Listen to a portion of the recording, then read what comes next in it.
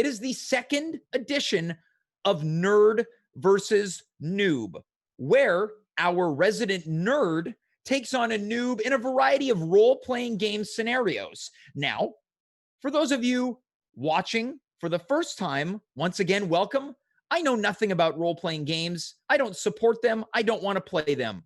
But we have got one guest here tonight who has dedicated his entire adult life to mastering and conquering any role-playing game available to the general public. So why not get the festivities off to a hot start?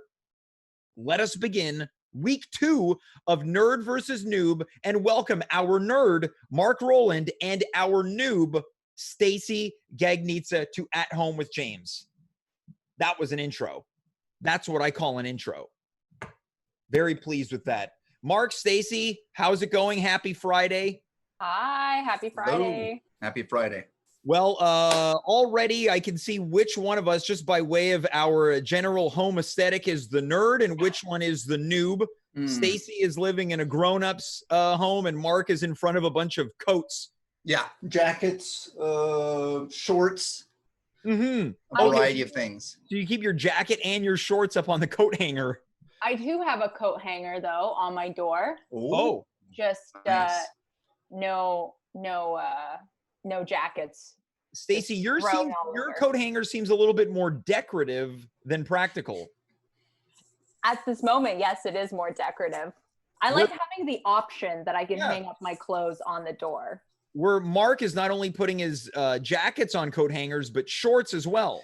There's socks on there, underwear. It's basically all my clothes are. All-purpose hanger. Yeah. So, James. Yes. Last time, I didn't win, right? No. Everyone thought I would, but I didn't. So, this week, I came a little prepared. Okay, tell me more. I thought I was missing a few things. So, I brought with myself a little 20-sided die. We won't be needing that. Okay, but I brought it for good luck. Okay, I brought a few role-playing game books, some obscure ones, Burning Wheel, which is very beautiful, DCC, Dungeon Crawl Classics, okay, and the much maligned Dungeons & Dragons Essentials. This is 4th edition. What's the price tag on there? This is $9. I got it used. Oh, so it's a steal is what you're saying. An amazing steal. $9 for this, where the ticket price, I think, or the normal price was 25 Canadian, 23.95. Okay, well, you've come prepared. Stacey, did you come That prepared? is not fair. That is not fair because my partner is super into Dungeons & Dragons. I have so many dice in this house. I have bookshelves full of these dumb Dungeons & Dragons books. I would love to show them off. I did not know that Marc was bringing his whole stack. There's a lot more outside of the field of vision here that I could show you, but I want to be ready clear, to not only to Marc, but Stacey, in saying that Marc will have literally zero advantage due to all of his nerd paraphernalia that he has got handy with him, including his discount D&D book. Discount, yeah. Well, incredible deal. Let us begin. Marc, as you mentioned last week, you fell to Monica Schneider, the noob, in Nerd versus Noob. So for anyone just tuning in, this is the second installment of this segment, of which I'm very excited by. Tonight, I will take both you, Marc, and you, Stacey, on a role-playing game journey where I will provide you with unique scenarios in which you will need to provide some finality to these scenarios, how you will navigate in and out of the problems that these scenarios may pose to you. Do we have any questions before we begin? No, let's figure it out. Well, I'm going to begin right off the hop. Stacey, since this is your first time joining us on the new Twitch show, you were here on Instagram, I am going to give you the first scenario. Are you ready? Yeah, I'm sweating. Yeah, I'm ready. Well, I think you'll be more than fine. Let's begin. Our first genre is fantasy, and it goes something like this. You stand in a deep cavern staring longingly at one of the most powerful objects in this realm, the Orb of Serenity. Just as you are about to claim it, it speaks to you. It tells you that great power comes with great sacrifice. You turn back to your companions and realize that the choice is yours alone. How will you satisfy the orb's demand? How will you pay what is owed? What will you sacrifice? Okay. Okay, I'm going to sacrifice something that's really important, which is my thumbs, by cutting them off, because without thumbs we can't grab things, and so it's just, I think, like, on hand wise, it's like the biggest thing you can sacrifice. So I'll give those to the Oracle. Okay, so you are going to rid yourself of your appendages. Your thumbs are no more. No more. They're out. All right, so that was a very strong opening statement, if you will. I'm not too privy to the vocabulary of the role-playing game. Mark, it is now your turn to begin to redeem yourself. All right. Once again, this is fantasy. Let's begin. Yeah. You find yourself in a quiet room meditating. You find yourself in a quiet room mediating a truce between the Gorlak barbarians and the Kingdom of Castamere. Two stoic and proud kings sit to your left and right. Just as you are about to rise and give your opening speech, a witch from across the room curses you. Your phallus grows to an embarrassing length. As you rise from your chair, your member is on full display. The two kings spot your tool and become furious. How will you prevent an all-out war? Okay. So you've described the scene well, James. I love it. Now, I'm mediating this, so I assume I'm wearing some fancy robes, sewn inlaid with gold. And I look really dashing this evening.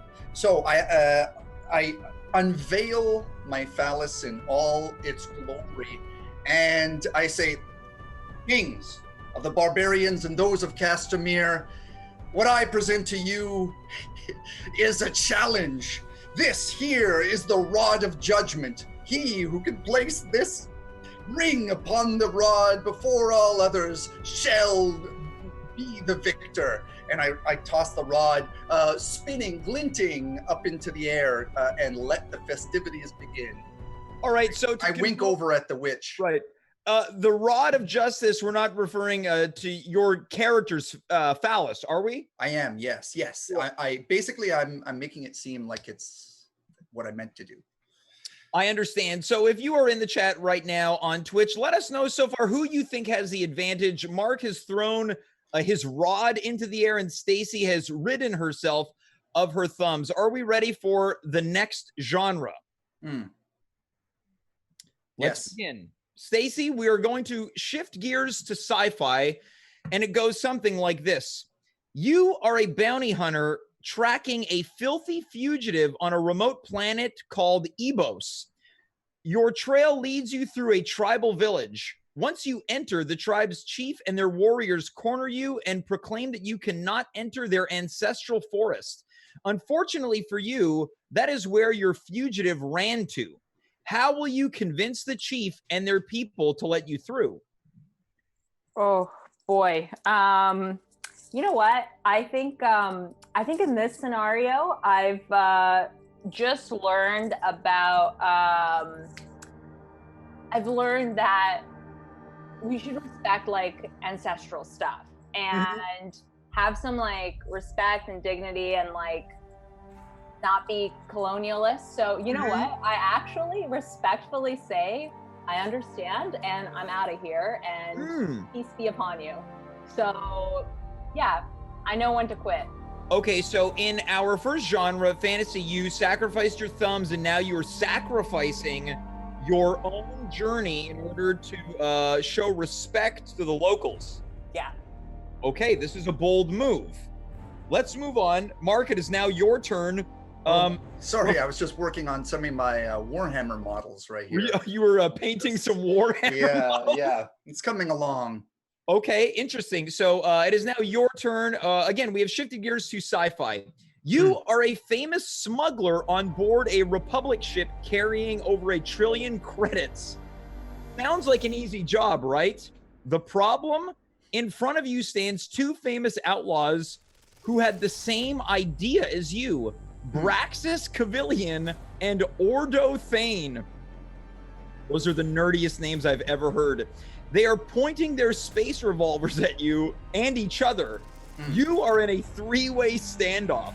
Just as you're about to squeeze your space trigger and hope for the best, a gamma ray from deep space hits the ship, jumbles all of the electronics, and sets all of the weapons from kill to erotic. All three of you fire upon each other and are instantly filled with ecstasy. You must navigate this three-way in order to achieve your job. How do you do it? Okay. In this kind of situation, the winner, right, is the person who shoots first. Correct. In this scenario, you've all been shot, and your weapons have been adjusted from kill to ecstasy. Okay. All right, so what I do is I really get into the situation, you know, like I stroke my scraggly beard and I'm like, I oil everyone up with some space ooze, and I slowly move the this three-way close to this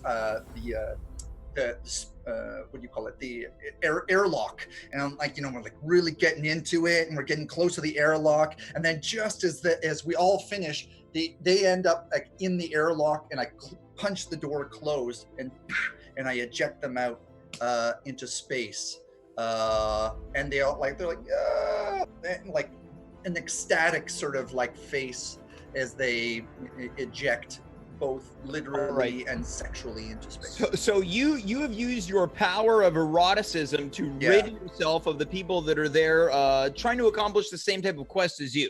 Yeah, exactly. Yeah, I fuck them into the airlock. All right, well, that's wonderful. We are now about to reach our final scenario. Before we do that, Stacey, I want to check in with you. How do you feel that you've done thus far? But in addition to that, what do you think about Marc's problem-solving scenarios? Yeah, I think Marc just displays a lot of passion for his choices, which is good. I think that's great. But I hope like selflessness plays into the equation. Interesting. Okay. Marc, how about yourself? How do you feel about Stacey's problem solving this evening, but in addition to that, your own? Well, I think Stacey shows a lot of bravery in her responses, and a lot of good. I think if we were to, consult the Dungeons and Dragons, we would find her alignment to be lawful good, and I think that's really nice, and I think that's a perfect alignment for this kind of competition, and I think we'll win a lot of viewers over. It's the book smarts that you can only learn from a used $9 D&D guide. Let's move on to our final scenario. Tonight's final scenario is post-apocalyptic. Stacey, let's begin. You awake inside a massive metal sphere. Welcome to the Scrap Dome, maggot. You must fight for your life or be sent to the meat grinder. You gather yourself, pick up a rusty blade, take a battle stance, and prepare. After a few moments, your opponent reveals themselves. It is a 8-foot-tall hulking brute with a metal bucket soldiered to its skin. It is a chainsaw for hands and lets out a high-pitched scream at all times. Become the new Scrap Dome champion. How do you defeat your enemy? Okay, so I don't know if you know this about brutes, but like they're the type of folks that are super into like toe fetishes. And I know it's the apocalypse and having sex is really hard. So I go for my battle stance and now with no thumbs, chop off both my toes and gift it to them as a way to say, hey, I'm sorry you haven't had sex in the apocalypse, but enjoy these toes. So yeah, that's what I would do. Okay, so you have made the assumption that this 8-foot-tall hulking brute that you're about to battle is fully depraved. Yeah. Okay, very interesting. So your approach this evening has been very sacrificial, Stacey. Oh yeah. Okay, Mark, it is now time for your final scenario. Once again, this is post-apocalyptic. Okay. Robots have taken over the Earth. They have set curfews, strict regimented schedules, and more importantly, banned sex. After much sacrifice, you and a dozen freedom fighters have learned the dark truth these buckets of bolts have been hiding for years. Overt sexual acts fry the robots' circuits. You and the resistance decide to infiltrate their command center and shut them down. You've only got one shot at this. How do you get in, disable the king mechanics, and take down these metal masters once and for all? So how do I get in? How do I? So what are the three aspects to the plan? The crazy plan that we put together. Well, once again, you and the resistance decide to infiltrate the command center and shut them down. You've only got one shot. How do you get in, disable the king mechanics, and take down the metal masters? Okay. Well, there's like a long... Yeah. Sex is banned. Yeah. Okay, so there's like a long scene of me gathering all the people who are experts in their fields. So we've got a miner. Like this is a person who has been mining radioactive ooze, and he's like really good at digging. Okay, we've got a computer programmer from the old times, and like she's an expert in computers, and she knows all about computers and in the pre-apocalypse. So basically, we use the miners' digging skills to like go underneath the base, burst out. So my job is just directing. So I'm directing people all, to create distraction, and they create distractions by like jacking off and stuff like that. And then the computer programmer basically programs the robots themselves to start doing it. And as they like are doing it and like looking at each other doing it, if that makes them explode. And the whole thing, like we have about 5 seconds to get out before the robots like erupt in this explosive orgasm. And so there's a scene of us running down that tunnel and like jumping out, and then we tumble and there's dust that settles. Are we alive? Are we dead? No, we're alive. And it's good. All right, so we have now gone through our 3 scenarios. We had fantasy, sci-fi, and post-apocalyptic. It is now time for me to determine who walks away tonight as our champion in this second edition of Nerd versus Noob. Now, Mark, you had an interesting approach. Again, you clearly know what you're talking about. This is a world that you exist in, maybe a bit too much. Stacey, earlier on in the segment, you talked about how you wished you had prepared to the extent that Mark did. And despite that, I appreciate your genuine approach to tonight's game.